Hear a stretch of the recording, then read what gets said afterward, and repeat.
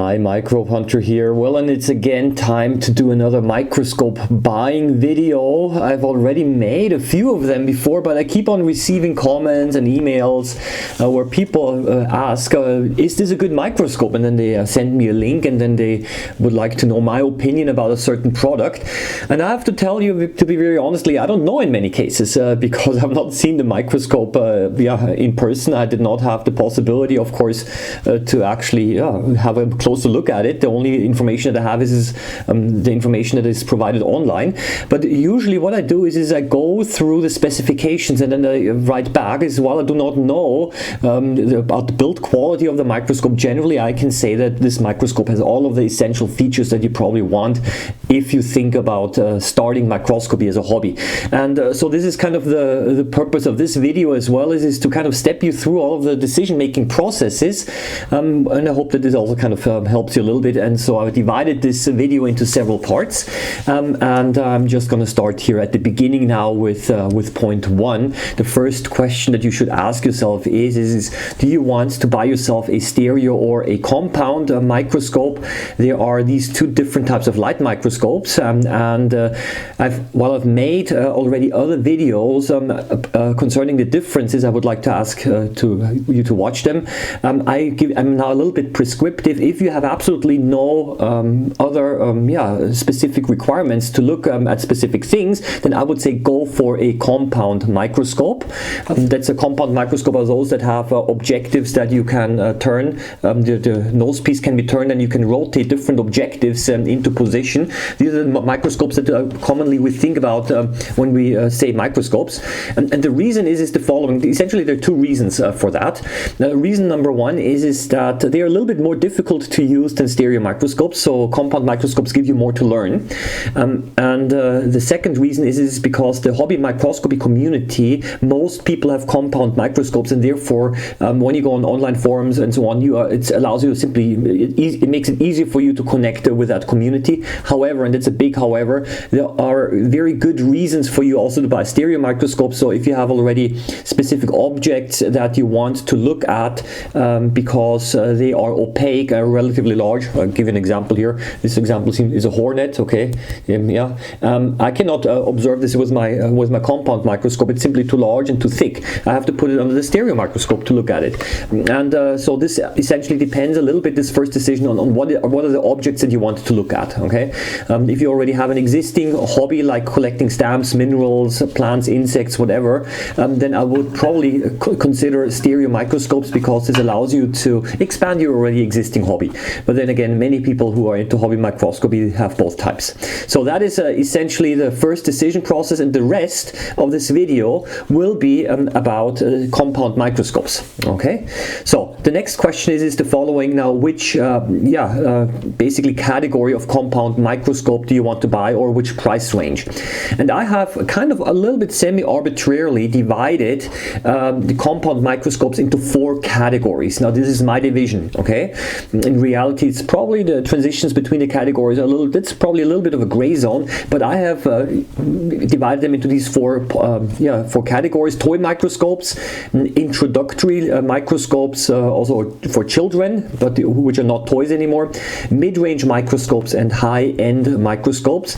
And again, to be a little bit prescriptive here, if you do not know which one to buy, and if you're really interested in microscopy, then I would probably first opt for a mid-range microscope, unless there is a good reason for you to do otherwise. Now, what are the differences? I'm not going to talk about toy microscopes so much. They're mostly made of plastic, can be bought mostly only in toy shops, and you know that these are toy microscopes because they come in very colorful boxes with a lot of accessories, most of them not necessary. And the reason why I probably would not recommend them is because the price difference to low-cost introductory microscopes is not that high, but with those introductory microscopes you already get a pretty decent microscope, compared to the price, a very usable one. And I've already made a few reviews here where I have to admit I was kind of positively surprised about the quality of these microscopes. So if you want these introductory microscopes, these are essentially, they cost less than around €100 or $100, or maybe it's around 70 to 80, but while they are targeted towards children, I would say they can also be used for homeschooling, and they can also be used used for travel. So I've got one and I'm taking it along for traveling purposes, simply to look at a few things, and they're highly portable, and therefore they're also very small, and therefore they also fulfill a purpose even for me, as an additional microscope, even though it's not the main device that I'm using.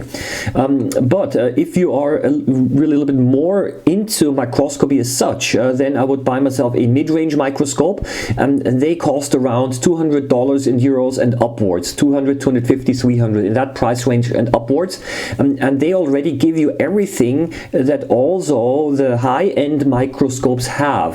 So you have basically a decent condenser. I'm going to talk about that. You have several objectives, possibly binocular, even where you have two eyepieces to look through. So all of the essential features are already there, but at a significantly lower cost than the high-end microscopes. Well, you got to understand that most of these mid-range microscopes are manufactured in China, and when they're imported into Europe or to the United States or to other countries, then the importing company, they will simply rebrand the whole thing. They'll stick their own label onto the microscope, and then sell it. So this means that some of the microscope brands that you can see, of the mid-range microscope brands, the microscopes look kind of very similar, and if you look one step closer, if you even look at the objectives, you can sometimes see that they actually use the same objectives, because all of this stuff was manufactured in China. And if you now want to upgrade your microscope on your own, and then you can actually also sometimes order some of these parts directly from China. Okay, so now the high-end microscopes, why would anyone buy those if mid-range can already cover pretty much everything or almost everything? And the reason is that those high-end microscopes are made by very reputable and very old manufacturers. I will always talk about the so-called the Big Four: Olympus, Nikon, Zeiss, and Leitz, no specific order. These microscopes are significantly more expensive than the mid-range microscopes, but they do not necessarily offer you more features now. So the question is, what's the point of buying these microscopes? And one of the reasons is that they have a significantly higher resale value. That's reason number one. And number two, you're not buying yourself just a microscope, but you're buying yourself into a system. So that means if you need spare parts, if you want to upgrade, if you want to have dedicated service for the microscope, then all of this is available. So it is not just that you're buying a microscope, but actually you're buying yourself into a whole system, so to say. And if you need a spare part, so you just call up the company, and they will basically send you the things, and then you can have it available. Also, the second-hand market might be much larger there, because people who have one of those Big Four brand name microscopes, what they're going to do is at the end they're going to resell. They're going to sell it again over eBay. So there is a large second-hand market available, which is not so much the case with the low and mid-range microscopes. So this is essentially one of the reasons, but because of the quite high cost. Just to give you an example, I once asked a company, one of those Big Four companies, for an offer for their cheapest introductory microscopes that they have, with just 3 objectives, but everything, the most basic version, and the most basic version, it was already over 1,000 euros, 1,200 US dollars. Okay, but I have to admit, this is I don't know, 3 to 4 times as much as probably as when you would buy one from mid-range, which gives you the same features. So in summary, if you are into microscopy, and if you do not specifically want to spend very little money, then I would go for a mid-range microscope. Otherwise, to get your toes wet, as one says, you can also buy yourself an introductory microscope, but there is, of course, a small, a certain quality difference here. So next point, used or new microscopes. If you're a beginner, get yourself a new microscope. I know opinions differ on this here, okay?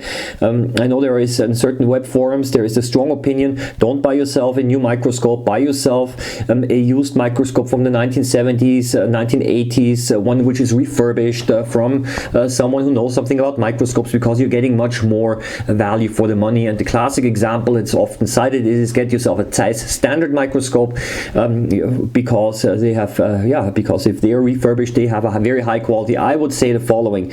Ask yourself, are you more into tinkering around with a microscope, kind of upgrading the microscopes and have this approach, or are you directly into observation? If you just say, okay, I'm more into the observation part, I'm not so much into putting together a microscope or looking at it and sending it back and reselling it if it doesn't work, and so on. If you're more into the observing part, get yourself a new microscope, because sometimes the people who sell used microscopes, they don't know about the quality of the microscope. I, for example, got myself a used microscope. I got it for free, as a matter of fact, because it didn't work at all. The knobs were not turnable anymore because the lubrication oil solidified. It was not, hadn't been cleaned for 30 years. And I had to invest around 200 euros simply to get it cleaned and re-oiled. Okay, for that money you can already buy yourself a new one, right? But I just wanted to have this one for specific reasons. But I just want to tell you, if you're into kind of maintenance work and so on, and if you know a little bit more, or if you have know someone who sells you a used microscope and you know that it works, well then basically it's fine. Get yourself a used microscope. And otherwise, I would highly recommend that you get yourself a new one. If you're not satisfied with it, or if there's some technical issues with it, you can always send it back within the warranty. So that is simply my take on the whole situation. With someone, I'm saying this with someone who actually is also buying used microscopes. Yeah. So the next question is again a slightly technical one. Should you get yourself an infinity microscope or one with 160 millimeters? Also on this topic, I've made a couple of videos already. First of all, if you have, if you don't, it's a question now a little bit.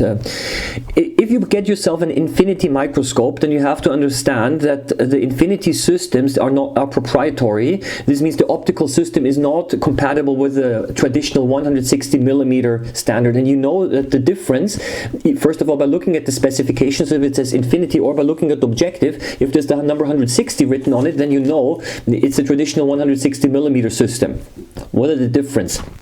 Optically, probably not so much of a difference. The infinity systems are targeted towards, they're more expensive, significantly more expensive. And all of the big 4 microscope manufacturers, they switched over to infinity now. And you have to understand that once you buy yourself an infinity system, you're kind of a little bit limited in the choice of upgradability. So my advice is if you invest in an infinity system, invest a little. It's already expensive, but invest more into a slightly better one, so that you have all of the things that you want to have. Okay, because it could not that you. I'll give you an example. If you have if you want to upgrade, and then you need to buy another infinity objective, and then there's the problem: is it available online or in a second-hand shop? Because the infinity systems, because they're proprietary, they're not as broad, they're not as widely available. You have to buy this probably from the company where you bought the microscope from, and this kind of drives up the price as well.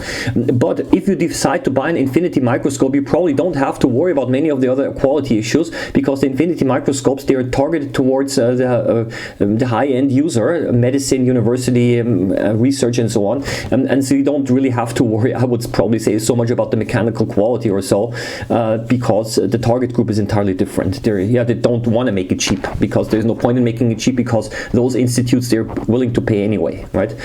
So it's not a consumer type of microscope. Okay, so now let's stay with a 160 millimeter. Most microscopes in the 250 euro and up range have a 160 millimeter system, and these are the standard systems that you also use in education a lot. If you buy those, then then the optics are interchangeable, generally interchangeable. So if I want to upgrade this one, it's a 160 millimeter microscope, and if you want to upgrade this, I just basically go online, find myself another objective if I want to, and I simply exchange it, right? So that's essentially up to you. But I would say is if you're decided on the price range already, then you have already made the decision for the 160 millimeter. So the next question here that I have on my cheat sheet: LED versus halogen. Also, this is probably not a decision that you have to consciously make, because many mid-range microscopes these days already come with a halogen light. However, if not a halogen, an LED light, of course, but if it is a halogen lamp, then I would say it's also fine. Disadvantage with halogen is it generates much more heat. This can be a problem for some samples. I don't think it's a practical problem, really.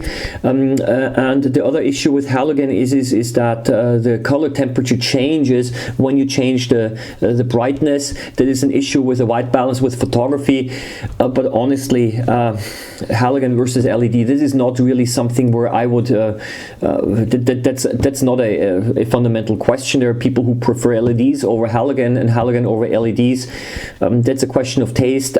If I had the choice, then, well, actually nowadays you don't have much of a choice because most mid-range microscopes already come with an LED anyway. I would say that is really not an issue to think about too much. I probably would go for LED because I'm into photography more, and this changing the brightness of the LED does not change the color temperature so much, and it also creates less infrared light. But honestly, I have to admit these are probably more theoretical issues here that of not so much practical relevancy. Okay, so the next one, what features should it have? Also here, in reality, it's like this, that sometimes there's not really a lot of choice that you have concerning the magnification. The only thing that I want to say is don't look at the maximum magnification. Companies sell it sometimes with incredibly high magnifications, like 2,500 times, 3,000 times. Forget about this, ignore this. The only difference is that they have added a different eyepiece which magnifies 25 times, and then you already have a 2,500 times magnification. So that's the only difference. And if you want to have a high magnification, exchange the eyepiece. So that is really the magnification. Forget about this. But the microscope should have at least a 4 times, 10 times, and 40 times objective. But I will tell you right now, most mid-range microscopes already have that. Even the children's microscopes have this type of magnification. I would say, if I'd had the choice, I would say get yourself a 20 times magnifying objective, or a 60 times, but not a 100 times oil immersion objective. The reason is because the 100 times oil immersion objective requires a little bit more specimen preparation. It's messy to use, and it's also does not only suitable for very small and thin specimens. So I would say that if you get yourself a microscope with 20 times or 60 times objective, then I think you're generally better covered for the most specimens. I, however, also understand that most mid-range microscopes do not come with these objectives. So in this case, I highly advise you buy these objectives separately. Just make sure that your revolving nose piece up here is able to accept sufficient number of objectives, and then you can always buy yourself additional objectives. If you have the 160mm objective system, you can buy it quite cheaply, and because most microscopes are made in China, I've found these objectives at quite low cost and over AliExpress, and they take ages for them to send them, weeks until they reach the place where I live. But so far everything worked quite fine, and then I basically just exchange them and I can use them as well. So next thing is the following. So this was the objective, the condenser to be used.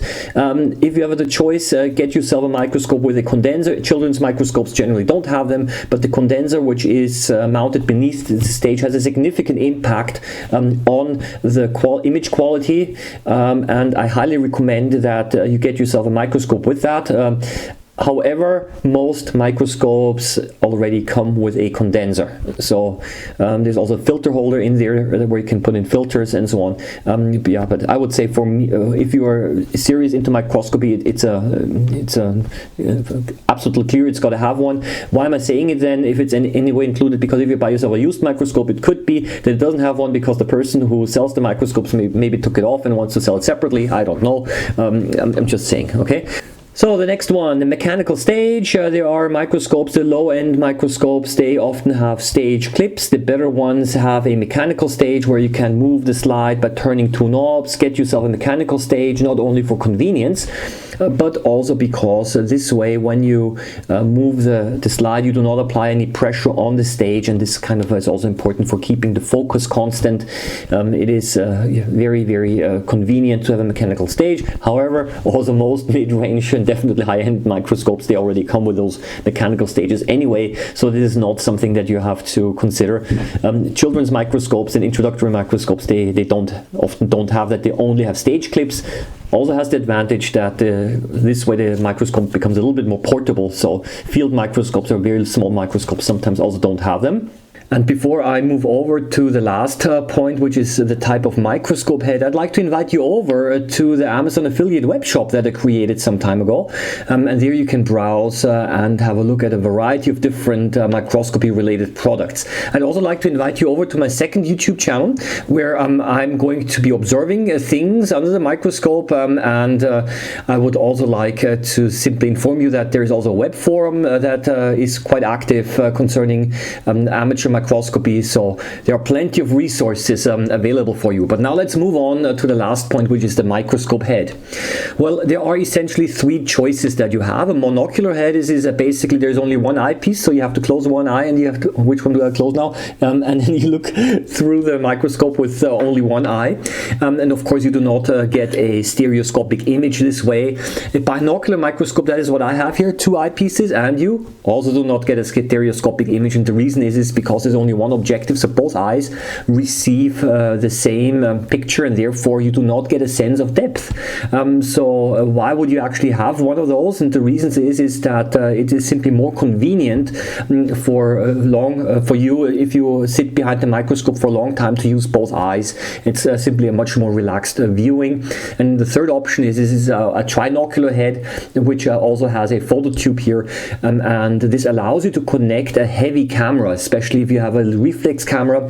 Then you need to use the phototube because of the weight of the camera. It is of course also possible to attach mobile phones and smaller digital cameras also to the eyepiece directly using an adapter. That is of course possible, but it's simply less convenient. So my recommendation here is the following. Get at least, if you have the money, get at least a binocular microscope where you have two eyepieces to look through. And if you're really into photography, which you can highly recommend because it allows you to much more easily document the things that you actually observe.